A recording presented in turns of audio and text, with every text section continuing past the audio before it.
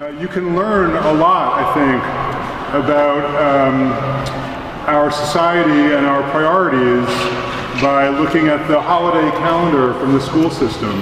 If you look at that whole calendar as a whole, you'll see that the schools are closed most of the time for a list of, secular national holidays. But then the schools are also closed for 3 major Christian holidays, for Christmas, Good Friday, and Easter, and also for 3 major Jewish holidays each year, for Rosh Hashanah, Yom Kippur, and Passover. What you don't see is school closings for any other religious or cultural or ethnic or immigrant community holidays. It's been a real priority for a lot of Muslim community leaders and also parents and educators and students to have the New York City public schools close for major Muslim holidays. So there's a lot at stake in this. Of course, it's an important issue for New York City Muslims and for all New York City public school students and parents and families. It's an important and a fascinating topic, and I'm really glad that our speakers, Faiza Ali and Hussein Rashid, have agreed to come speak about this issue with us. Faiza and Hussein have had somewhat different opinions about this issue. Faiza has been, along with a lot of colleagues, has been one of the leaders of a kind of public citywide effort to encourage the DOE to close for Muslim school holidays. And Hussein has had not so much, has had some reservations. My name is Faiza Ali. I am a member of a coalition called the Coalition for Muslim School Holidays. So you can imagine that I am for the incorporation of 2 Eids in the public school calendar. I actually thought that I would start by giving some numbers and some background that might help give context to why I think this issue is not only important, but why I also think Eid should be incorporated in the public school system. So just a little bit of numbers. Muslims are one of the fastest growing faith communities in New York City. We are somewhere in terms of a population between 800,000 and 1 million Muslims. And that number continues to grow. 1 in 8 public school students are Muslim. That's about 12% of the public school population. But you could imagine that there are students, 1 in 8 students who wake up that morning and their families that have to make an unfair choice. They have to choose between going to school and not missing an exam or not missing a key lesson, or spending time with their family and observing their religion. So that is a choice that our brothers and sisters in other faith communities do not have to make on Rosh Hashanah. That is a choice that our brothers and sisters who celebrate Christmas do not have to make. But a significant number of young people do have to make that choice, and their families. This issue is not just about Muslim students, which is really, really important to keep in mind.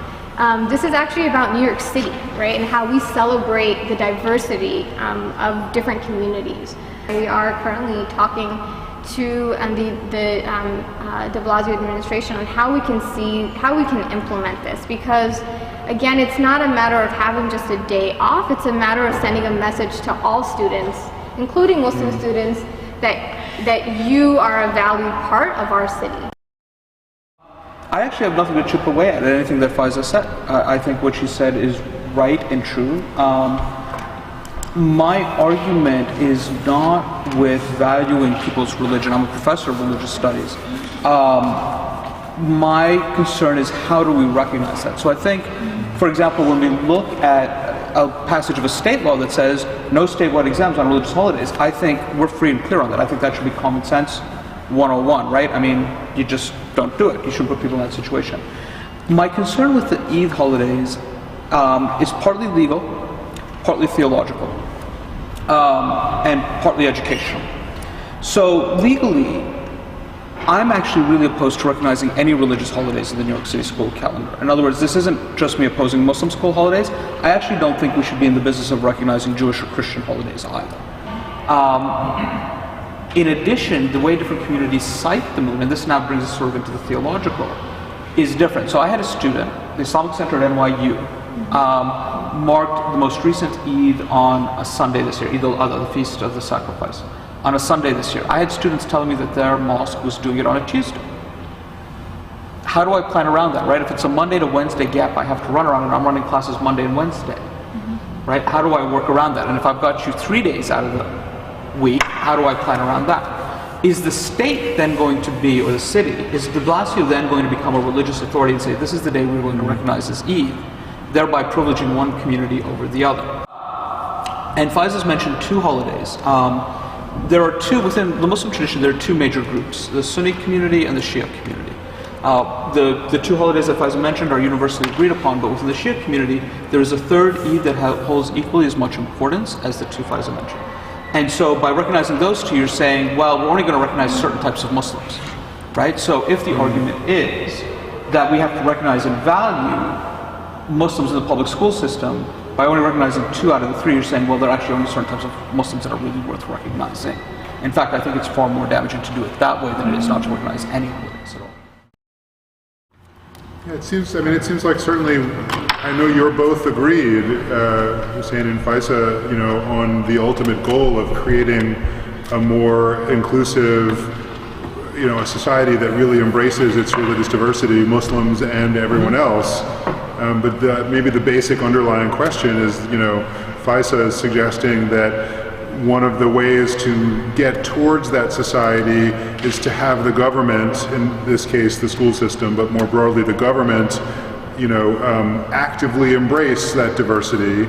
And Hussein is suggesting a little more like the best way to let that diversity flourish is to get the government just like out of the business entirely. But the ultimate goal, I think, is the same kind of, inclusive, tolerant, diverse society.